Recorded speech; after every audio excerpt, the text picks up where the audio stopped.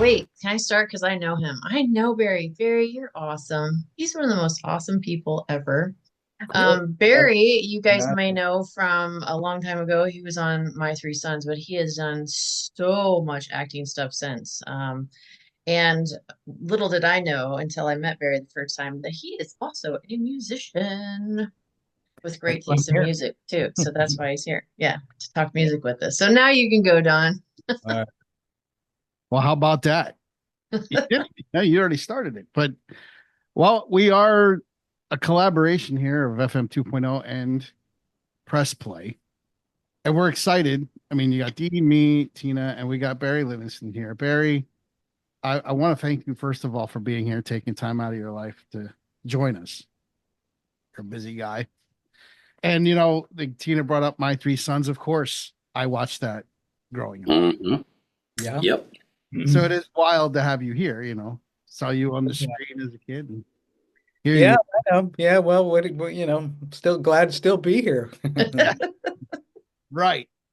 Well, how about, so let me ask you this. Back in the day of that, when you were a teenager, because you were a teenager during My Three Sons, right? 10 years ago or so, yeah. Uh, what music were you listening to then? Like, what music was inspiring you then, like, while during that time period? Take one guess. The Beatles. The Starts with Beatles. B. Yeah, the Beatles and the Beach Boys and the Kinks and the Who and yeah, Dylan, those were my touchstones Hey, and and before that Elvis, I was a huge Elvis fan. If you're interested later or whenever, I wrote a song about my encounter with Elvis that I could play for you if you want to. absolutely. We That got would to be hear that. amazing. Yeah, we I do got want to.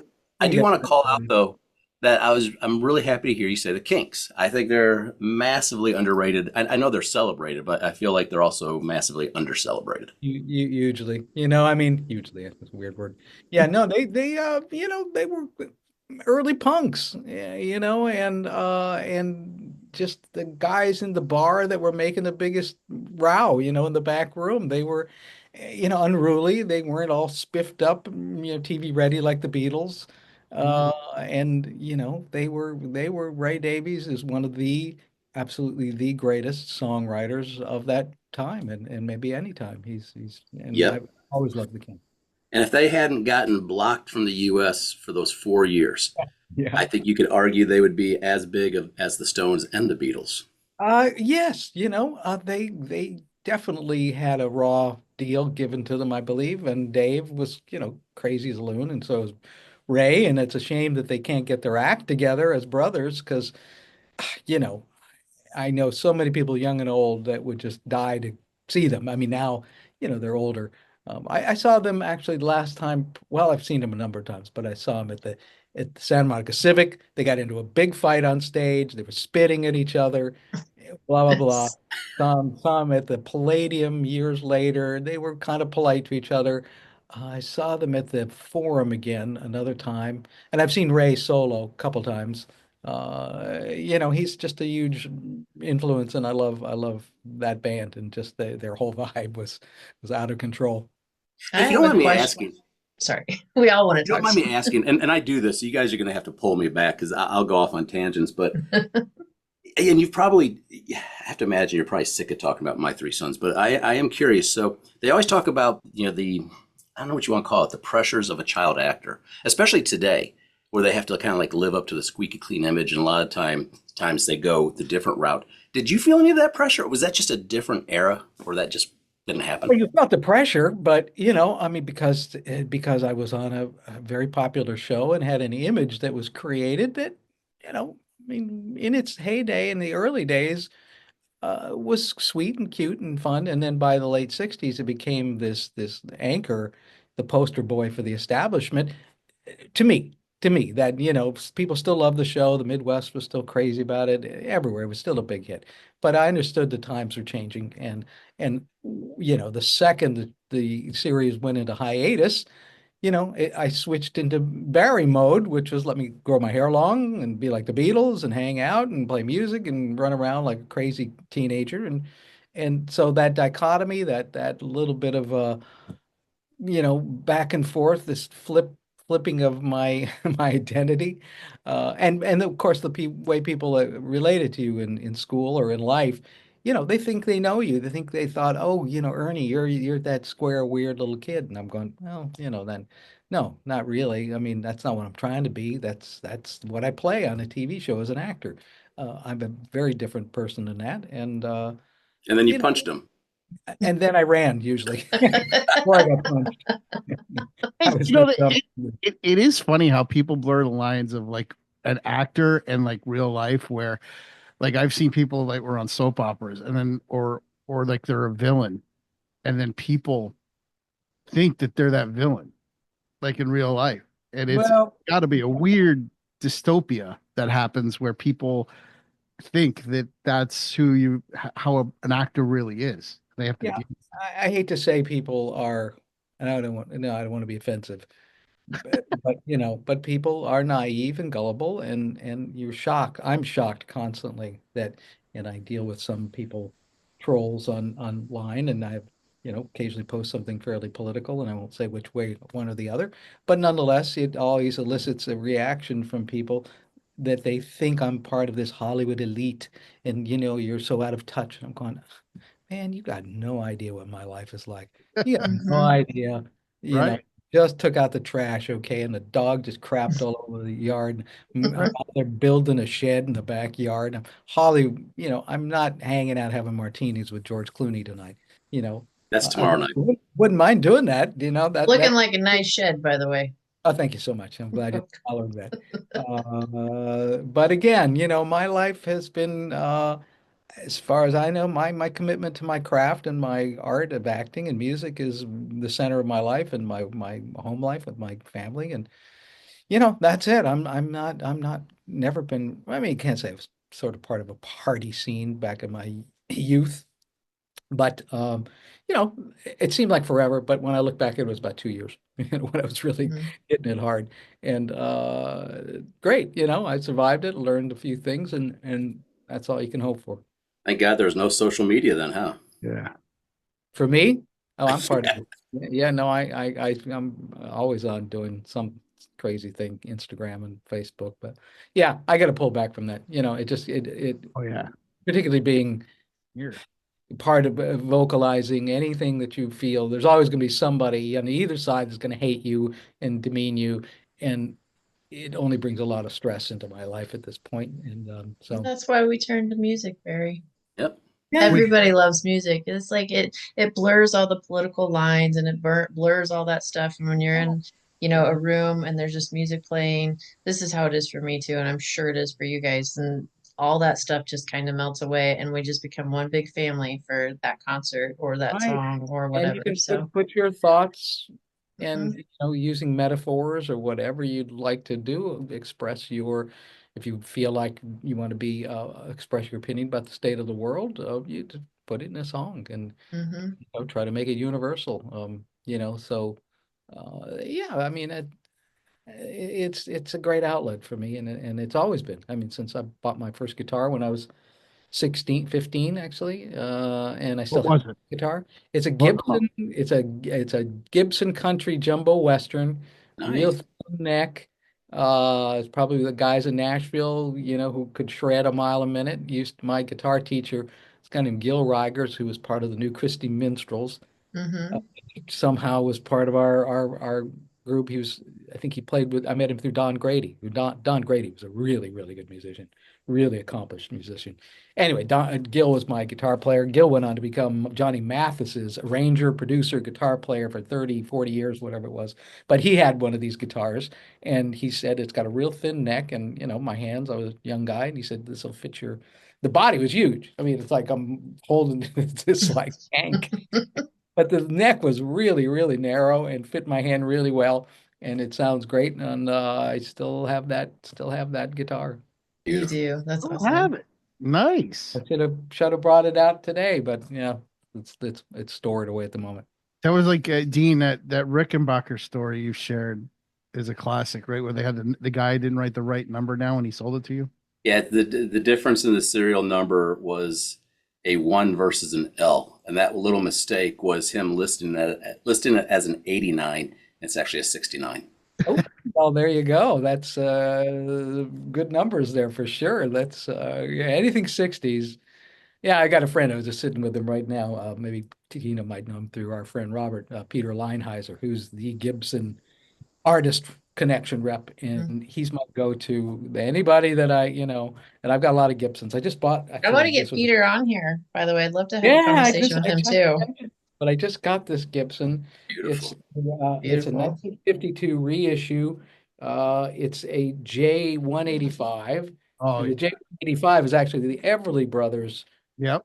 body size, but without the double pickguard. And the double pickguard, Peter seems to think, only reduces the resonance. So it's just an amazing guitar. I just love this guitar. Oh, you mentioned the Everly Brothers, and that is another thing harmonies, right? Yeah. Um, how how important is that to you? Like when you're listening to music, do harmonies, Yeah. song, do you just love harmonies? Yes. Yes, harmony is key in any song that I love. Going way back to the Everly Brothers. I sat with the Everly Brothers once, and it was kind of right as they were being kind of moved out of the spotlight, and it was some really kind of informal thing in my mind. It was some PR thing, and they were playing some new song, and they gathered some child stars or whoever to, sort of amp up the publicity value of it.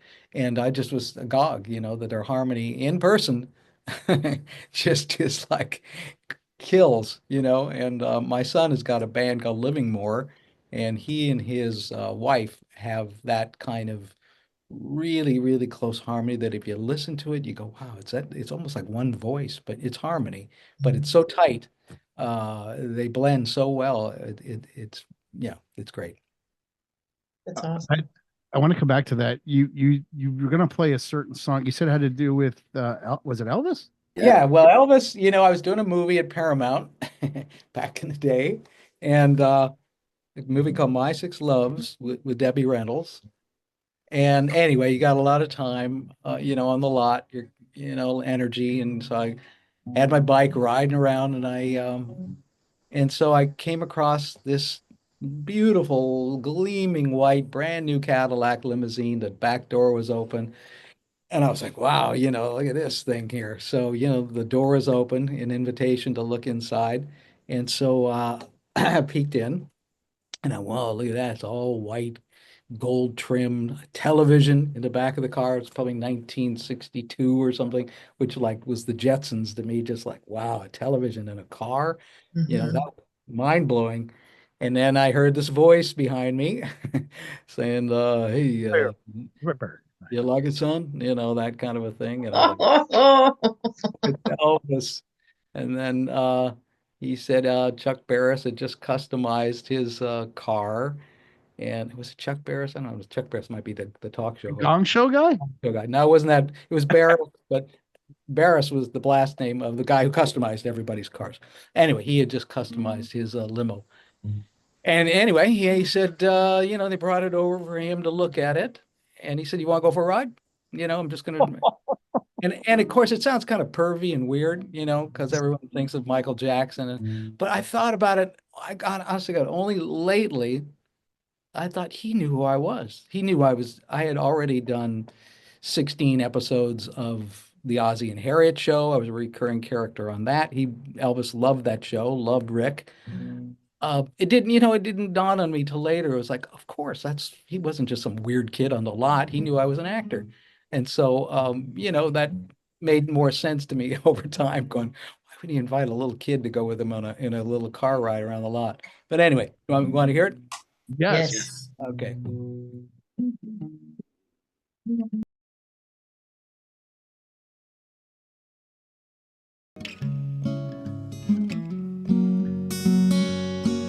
I was 10 years old, walking around Paramount, came upon a beautiful thing.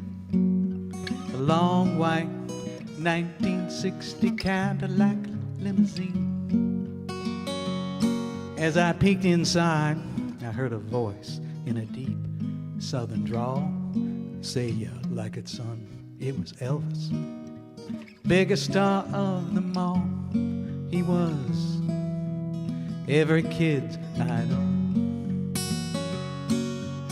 Elvis, he was loved round the world. We want to be just like him, said all the boys and girls.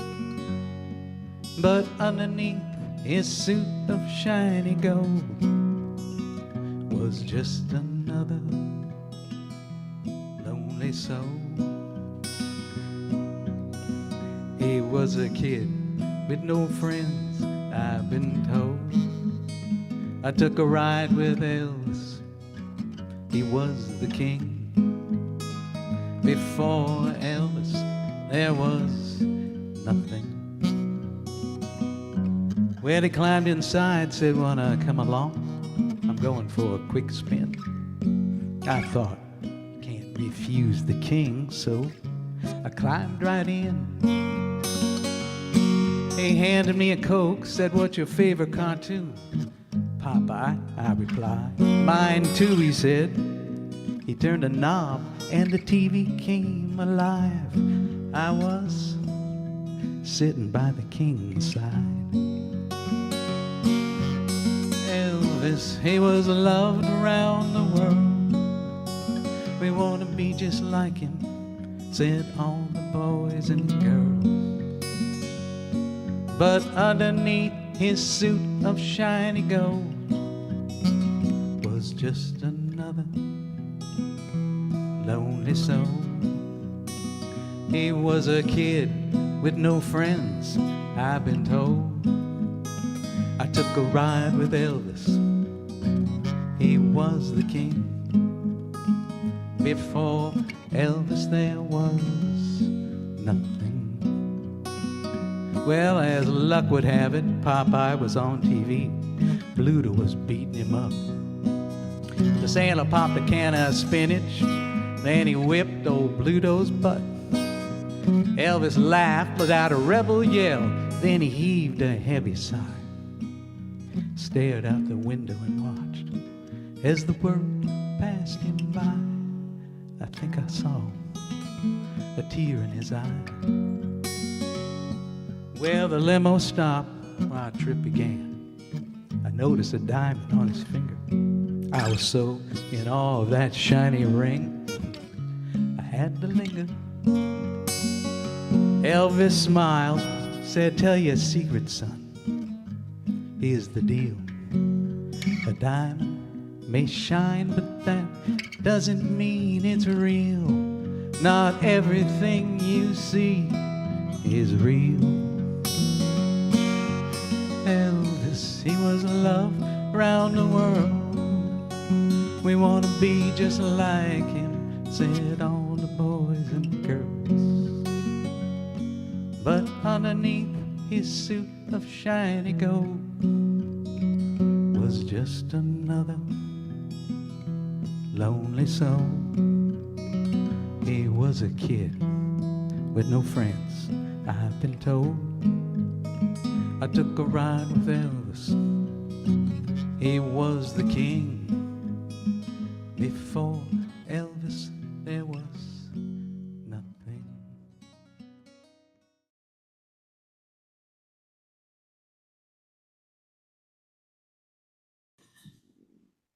Not professionally. I have it on my little list of my own recordings, but not, I've never, no, I don't have that on a professional level. I should. To talk Should. about it today. You Yeah. totally should. Yeah, no, it's a good song. I've got a bunch of good songs. I mean, I'm no modesty, no false modesty. I've written some pretty good songs, and I did one on sort of a pretty professional level. Had some really good players. A guy named Marty Rifkin, who's probably one of the great pedal steel guitar players, or Springsteen, and everybody plays on their records. And it was called The Ballad of Fred McMurray, and it was trying to a little homage to Fred McMurray and who he was, and again, he was another person who had a public persona, but a very different private persona.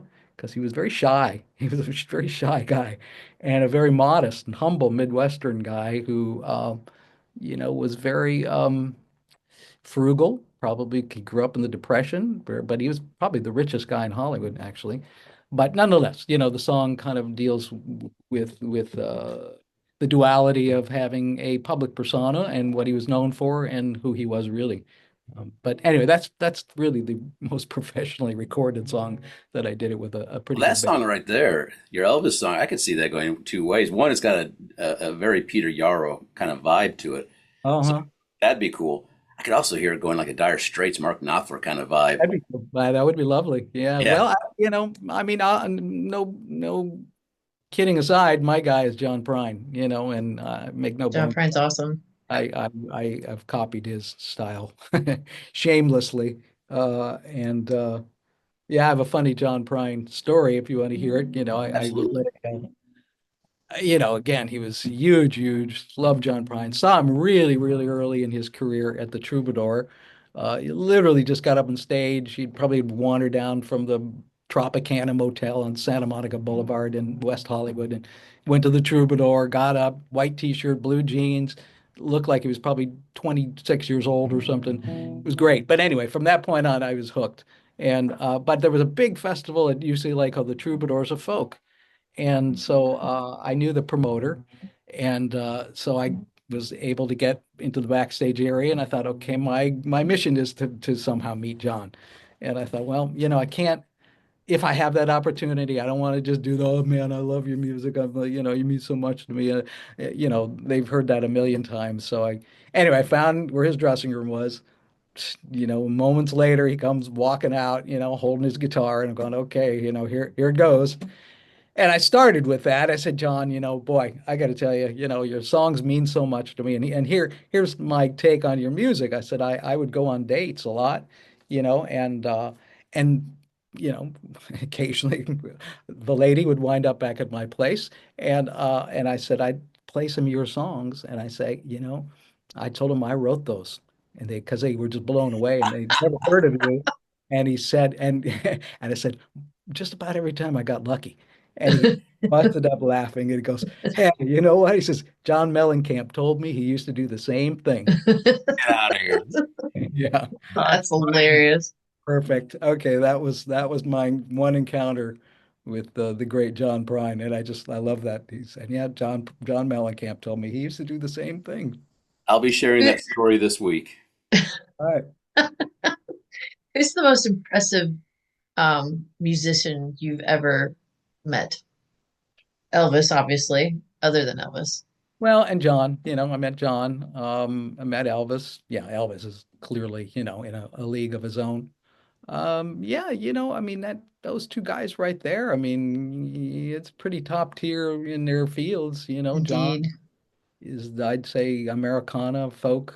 Mm-hmm. You can't get much better than him. And Elvis, the creator, or I mean, Little Richard, to be honest, is the creator of rock and roll and Chuck Berry, but Elvis brought it to the masses in a big way Right. and introduced that kind of performance style, which was kind of novel. But yeah, those two, I don't know. What did Yeah. you think of the latest Elvis movie? Did you I watch liked it? it. Yeah, Did the you like it? Austin Butler. Yeah, I mean, it had some good things to it. I mean, yeah, I thought it was, I mean, it was not kind of what I expected. It was kind of a little over the top, and I don't know. I kind of liked like a complete unknown. I liked a little bit more because it was more of a story attached to it, I thought, and Mm-hmm. followed the journey of Dylan's evolution as going from the folk into his art as a rock and roller. Yeah, both of those are great, but yeah, I liked it. I liked both. Well, I mean, I've played this game What is it? with you before. It's the song story game. Remember Oh, when we did the videotaping in your living yeah, room? yeah, yeah, yeah, I yeah. have a couple questions that I want to ask you for this particular interview, right? So this is one that I ask a lot of people, but if you could take one album with you to a deserted island, which would it? Um, well, it would probably be a double album, probably the Beatles' White Album, Yeah. which is actually just the Beatles. It's imprinted on the fight, but it's the White Album, I would think. It just has so many different styles on it, and it's a double album. So I think you know, that was in growing up, that hit me kind of right when my late teens, I think. Hmm. And so that would probably satisfy my all my cravings. Right. And the other one I want to know is what music are you embarrassed to love? I mean, I know that like I kind of understand like your style, but is there something out there that you're like, oh, I really I like this, really whether like it's a Britney or a Taylor or well, something? I mean, I like accordion music. You do? I like accordion when it's used really kind of softly and Oh, like Lady and the Tramp kind of. yeah, I I mean, My got you. grandma was an accordion player. I got you. I yeah, know what you're talking about. I don't like polkas all that much and like hippity hoppity things, but when it's used, like I do a song "Backstreet Girl" by the Stones, and I Yeah. played that at the with the band the other night, and I got a friend of mine who's good with accordion, and he said, "See if we can do that together. That'd be fun." I love the accordion in that, and so I most people don't necessarily go to the accordion as their favorite kind of music. But used properly, I think it's in my mind it adds a lot. It's very evocative. And Hmm. so yeah, that'd probably be it. Accordion music. I love it. Not on I its thought maybe own. you'd give me like a Taylor Swift song that you just can't help but dance to or something. Honest to God, I couldn't. You could put a gun to my head, and I couldn't tell you a Taylor Swift Taylor song. Swift song. I think Uh, I'm almost the same, so don't feel bad. I So, admire her. She's great, but but I don't know that much about her. Barry, where can people go to? Like, I am friends with you on Facebook, so I get to see like your live performances and the stuff that you do.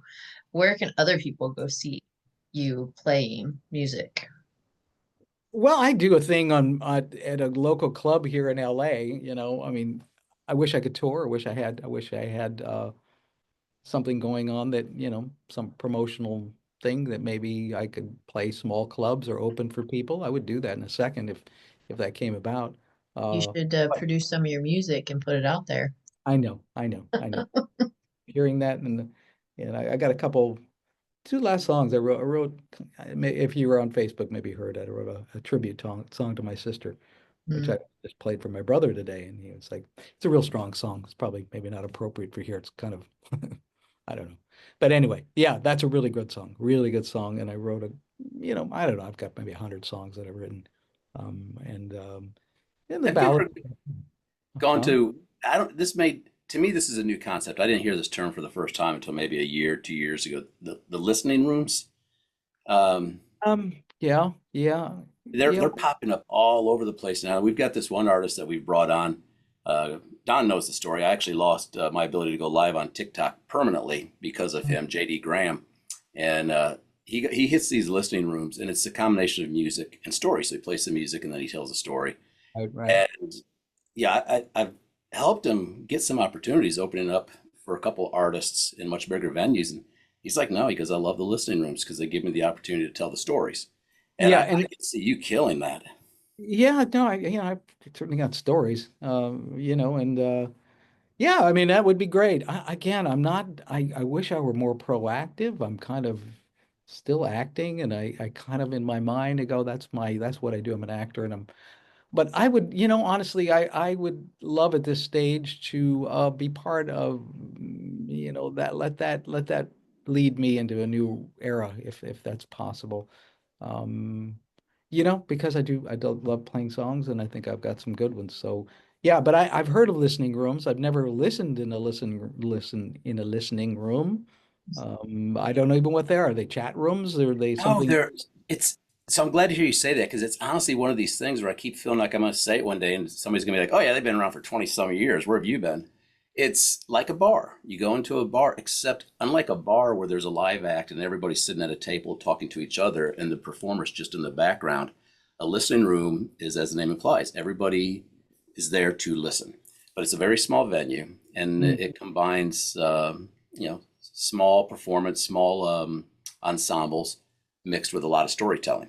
So you'll hear somebody play a song and they might talk for 3 minutes, 4 minutes, telling you a story, then another one. But everybody is there to listen and to focus on the artist. And it's just such a great experience. But is this Mhm. being broadcast on the internet somehow, or is this just some in your club local that It's you their just local venues. Interesting you say that. It is something that, yeah, I've thought about going out there and starting to build relationships with all these listening rooms so that we could broadcast them on FM 2.0, yeah. our station, because they're just popping up. It seems like here in North Carolina, I'm always hearing about a new listening room popping up.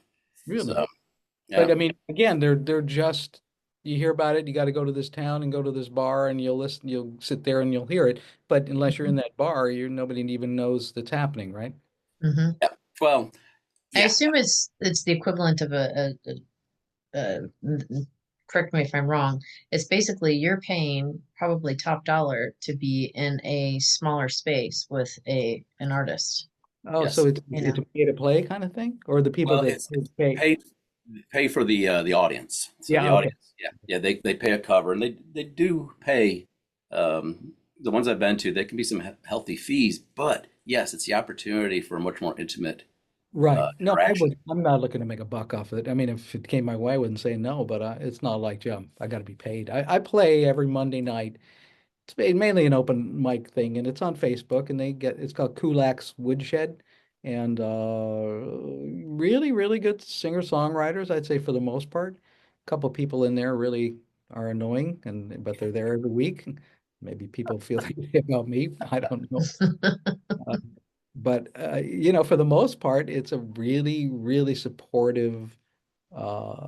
You pay him $20 to play, but you don't have to. If you want a recording of it, Tina maybe knows I've posted some on Facebook and Instagram. It's really well done. There are three cameras. It's a really good sound system. The camera work looks really nice. So you come away with it if you want it, with a recording of your night or your song. Yeah, and they have a two for Tuesdays. So you can actually do two of your songs for $40, I guess.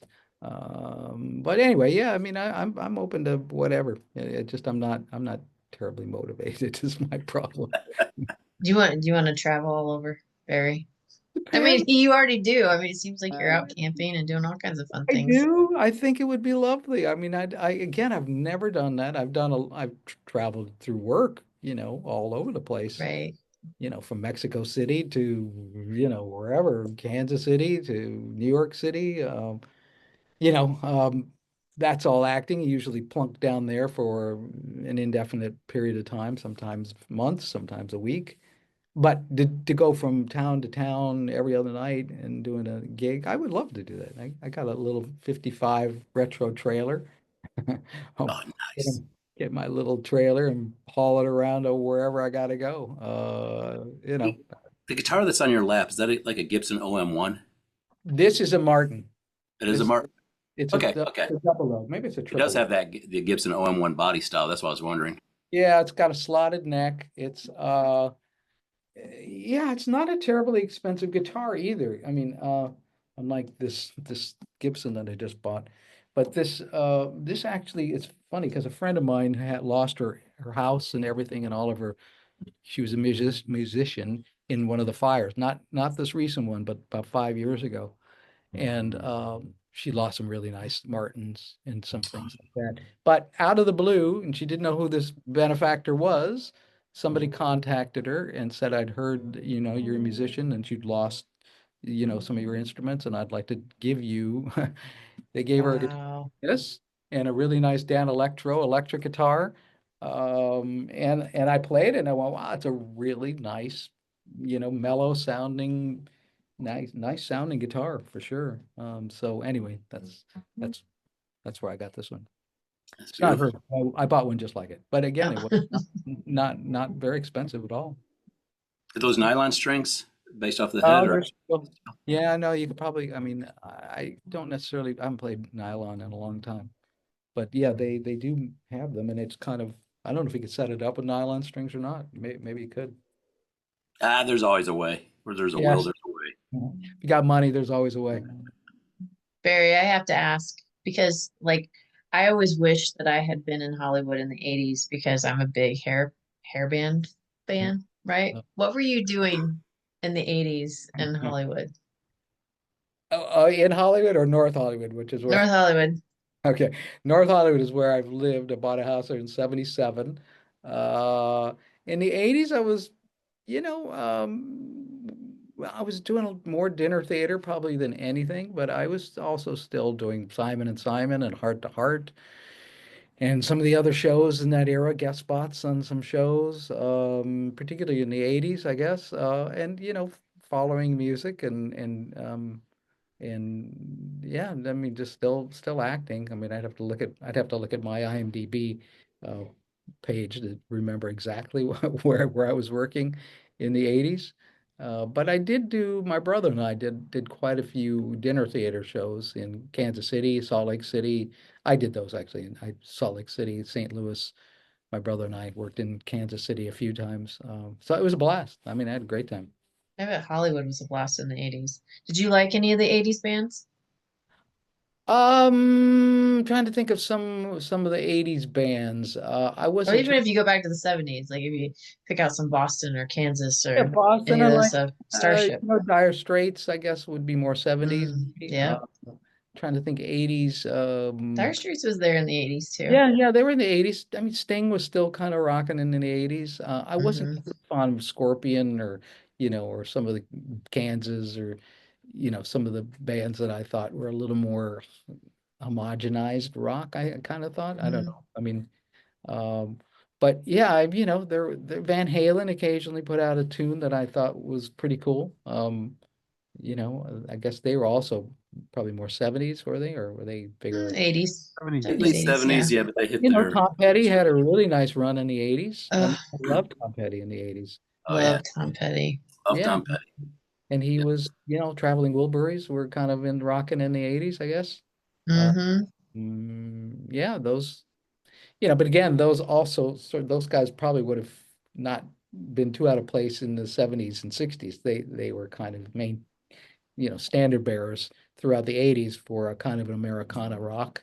Yeah, But definitely Tom Petty with that jangle sound.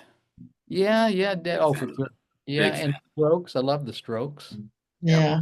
And they were, Well, yeah. let's take you back to Laurel Canyon days, Mhm. Mamas and the Papas and all that. Like, did you get to go to any of those cool parties in Laurel Canyon as a young Not actor? not the Joni Mitchell, Graham Nash, not that era.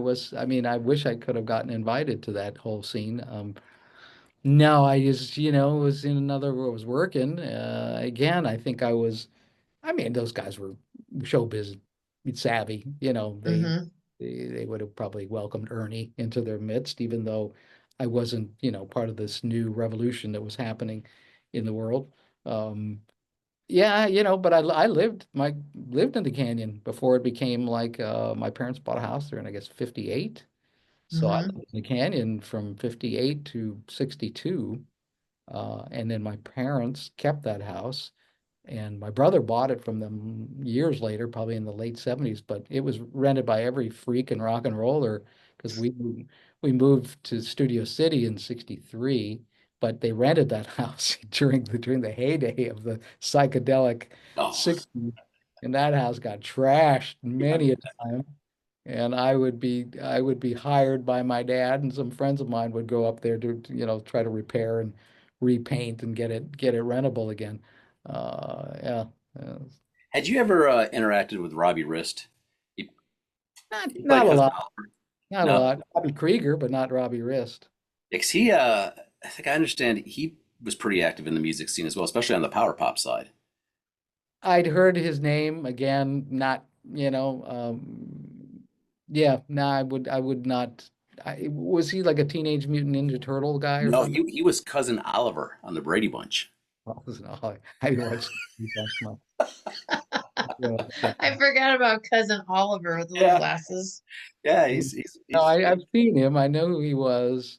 Again, I honestly, by trying to be as hip as I could be, I was not watching a whole lot of TV in the 70s and 80s. I was movies, were a big thing in my life. I did music, going and playing music with guys, but I just was not a devotee of what, was Married with Children or whatever Hmm. other shows that were on in the 70s, the Brady Bunch, but they were more of our era, I guess. Happy You were Days. you were you were the enlightened one. For me growing up as a teenager, I was glued to the television, especially MTV. I wasted summers. I think there was Oh, generation we wasted summers on MTV. Yeah. Yeah, mm, well, and again, things changed when cable came along, and then it kind of opened up a different world that I was a little more attracted to. I just, it had my fill of sitcoms. They all Three's Company. It was like the laugh track, set up, joke, set up, joke. It all seemed kind of so fake, which is probably what people thought about My Three Sons too. But for me, I just kind of went, I don't get it. I mean, I You know why people like it, but it's not for me at this point in my life. So I'm curious then. Okay, so yeah, the audience they know that it's kind of a setup, but through suspension of disbelief, the audience wants that escape, so they accept it. But from your side, where you're part of the action, did it like kill comedy for you to a degree? Like we've talked to artists that Ali Colleen, a great example. She's talked about how she went through a period where she couldn't go to a live show because she's aware of the man behind the curtain and everything going on behind the scene. Did you have a similar You mean in terms of the comedies, sitcom comedies?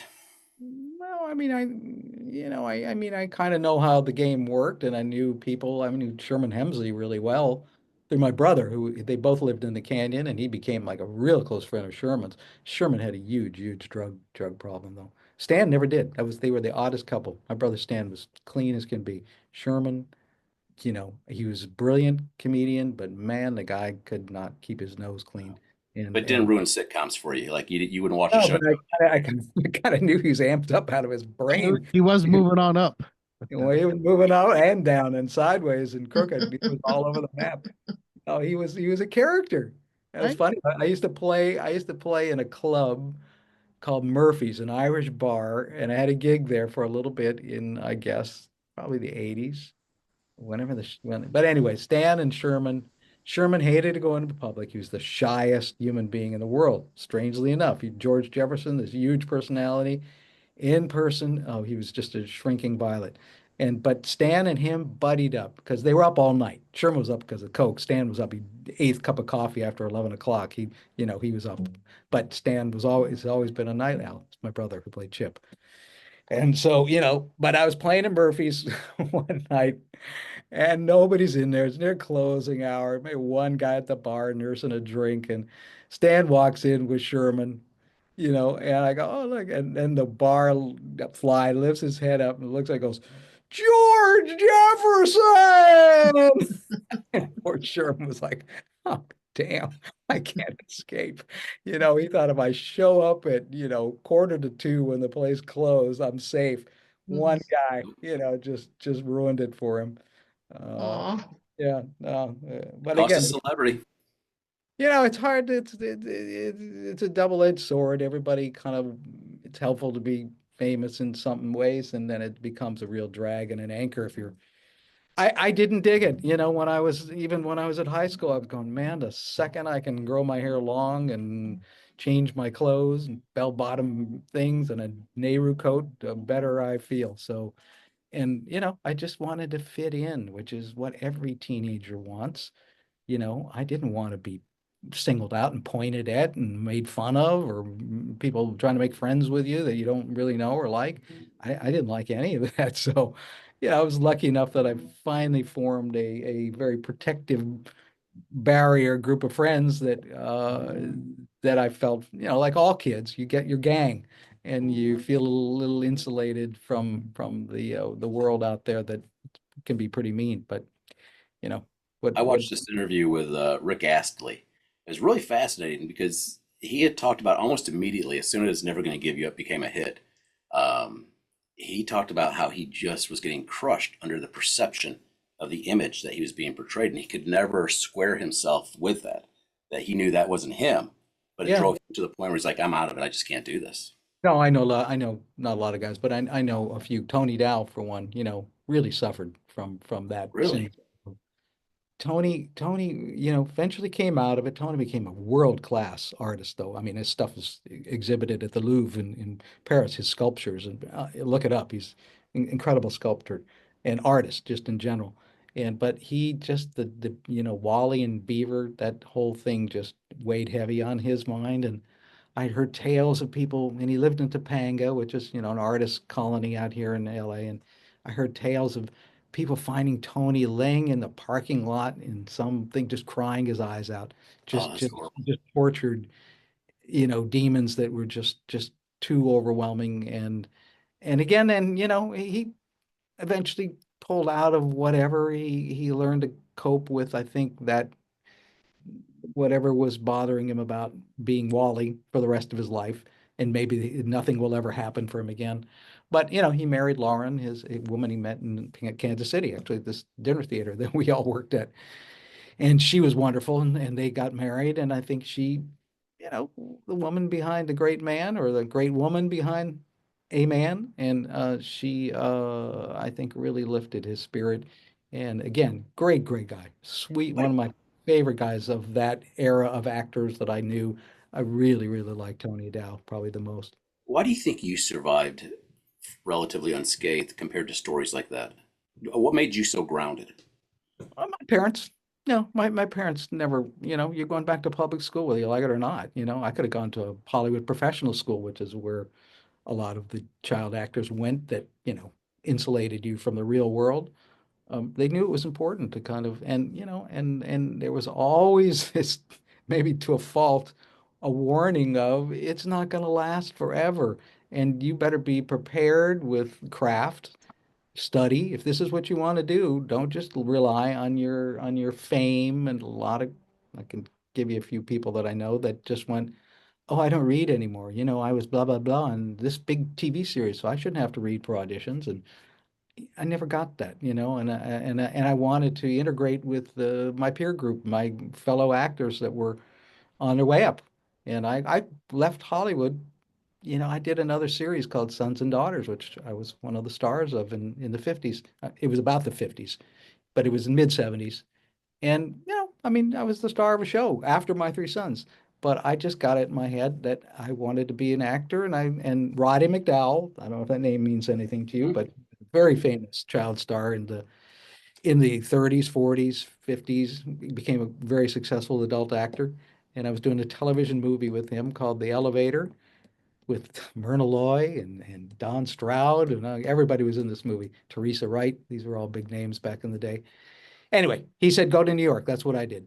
Asked him, I said, what did you do, to kind of kick that monkey off your back? And he said, I went to New York and I learned about life and I learned about craft and acting, and and I matured there. And so, anyway, drove my agent a little batty because I'd just become off a successful, and the show actually, Sons and Daughters, only lasted a season, but still, I left at maybe a point at which my career could have continued in a bigger way in Hollywood. But I said, I want to go to New York. And, I did theater on Broadway and off Broadway. And those were, again, to answer your question, those were all helpful grounding things that kept me sane. And, but my parents forewarning me to a fault about how hard it's going to be after this goes away, was a good thing. That's For brilliant. sure. Speaking of, we're going to go back even earlier, just the Ozzy and Harriet, right? Ricky Nelson. Now we talk about music. Did you get Mhm. to associate with Ricky Nelson much at Yeah, all? Rick, like Elvis, was a huge Yeah. treat to be, and I would be. Ozzy was one of the first guys who knew how to use television to help Rick promote his music, because anytime Rick was in the studio and had a song, Hello, Mary Lou, or Traveling Man, or whatever, whatever the rest of the story was, it would always end, oh, Rick's playing at a sock hop tonight. Let's go down to see Rick. Oh, yeah.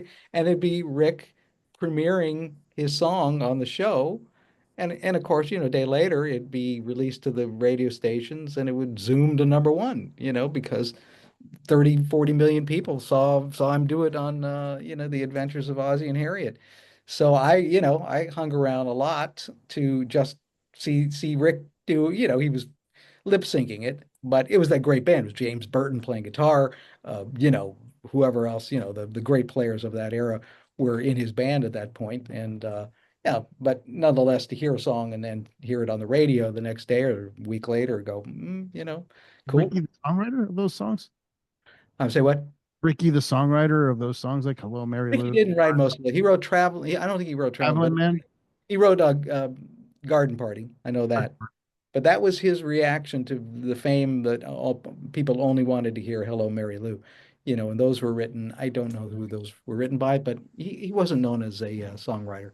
He might have thrown in the thing and gotten credit here or there, but those were yeah, Tin Pan Alley, Like "Teenage Idol" was a big song. It could have been Carole King for all I know. She was writing for everybody back in the day. I Funny. brought it up only because we talk about influences of music, and you mentioned artists that were big on me: the Beatles, the Beach Boys. If I had the Desert Islands thing is Pet Sounds for me. I Yeah, got it. that sounds. Yeah, But I also had a heavy dose of Ricky Nelson. My father loved Ricky Nelson. yeah. So that was just, that tie in to me is something also music wise that was big for me growing up. You were Well, around yeah. Ricky as he's being a part of this. It's fascinating to me. Well, again, like Elvis, I was really blown away that I was getting to hang out with Rick Nelson, and that was pretty cool. And Rick was super cool. I mean, they had been stars for a long time on radio, and then the Nelsons transferred to television and was on for 16 seasons. I don't know if most people knew it was on that long. It was that long. Wow. Yeah, and so it And was. Ricky's kids wind up being the No, Nelson the Nelson, yeah. Yeah, brother. Gunnar and Matthew, and I'm friends with Sam, who Sam Nelson was one of Rick's kids. I don't know Gunnar and Matthew that well, but Sam is a really cool guy, and I got to meet Gunnar and Nelson back in the day when I was working at the Coliseum and they came here to Comparing hair perform. notes. Are you comparing hair notes there, Tina? Because I was. their hair was so luxurious. It was so big. yeah, Actually, I just saw them 2 years ago, somewhere in Indianapolis. They yeah, came, I think, with Great White and good for them. I mean, I'm Winger. glad they're still working, but yeah, Sam was trying to revive their show because the show, oddly enough, Ozzy, for all his business acumen, somehow lost control of the copyrights of those shows. And I know Sam put in a big effort to try to reclaim them, for their Hmm. family, for wherever, to relicense them to Pluto or Netflix or whatever, so, Right. you know, And also while I have you, I I found it fascinating that you've written all those songs because I'm very similar to you. I've written like 100 songs and never recorded them professionally. And I'm wondering if it's like you with me is we write them almost for ourselves. They're like a therapeutic thing. Like a song comes out of you and you hold on to it, right? It's sometimes you don't want to share it because it's well, yeah, I mean, I have, like I said, I have this song I wrote an honor, tribute to my sister, and I'd play it if you want to hear it. But again, that was the most personal um, expression of something that, and I'm going, gosh, it's getting easier for me to play. I did it actually the other night at Kulak's. Um, Do you have video of it that we can like attach to this interview at the end if by you chance? go to Facebook, I do have, it's a very low quality rendition of the song. It's there. I mean, it's a good version audio wise. Um, and I just did it at Kulak's the other night. We'll see. I haven't looked at it yet, so I think it's pretty good, but we'll see. Will you send it to me? Sure. Yeah, absolutely. Awesome. Yeah, Thank yeah, you. yeah. I have another song we want. Are we like got time to do something else? Or you Yeah. Heck okay, yeah. another song that was kind of taken out of a real story because a friend of mine was dating a model and she's become very successful. And I was taking a walk on like some bike path here, and I looked up at a billboard, and he broke up with her, and he's trying to get over it. And I looked up at the billboard and I go, oh, there she is. Wow, that's his girlfriend right there. And I thought, wow, how weird that would be to try to break up with somebody, and everywhere you go, you keep seeing her face. So that's the idea here.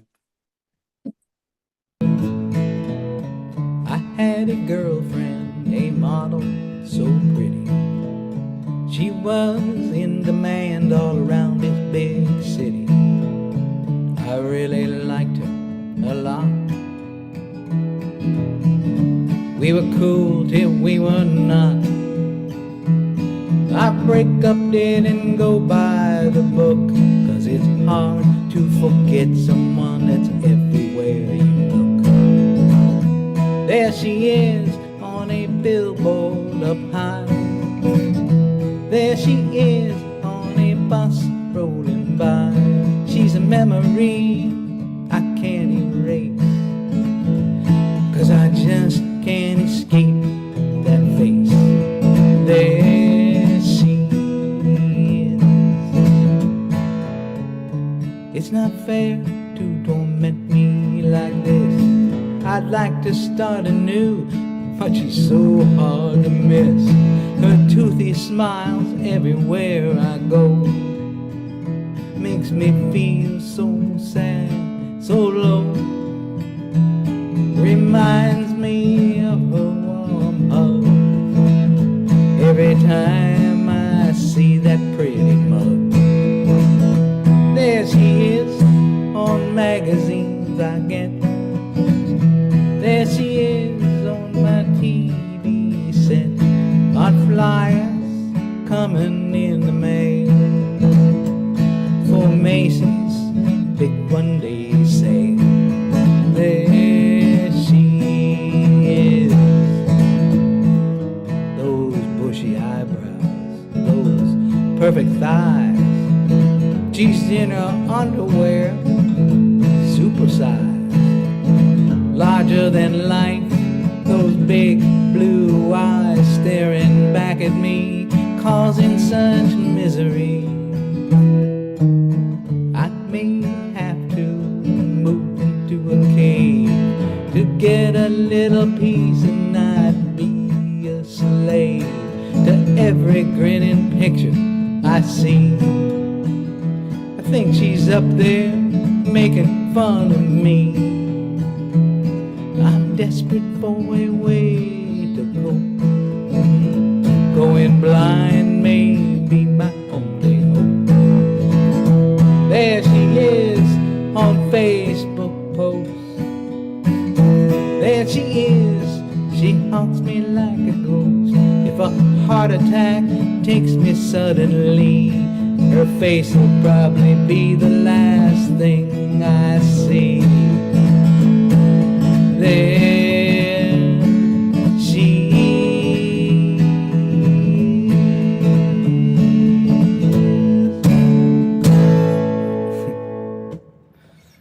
All right, well, there she is.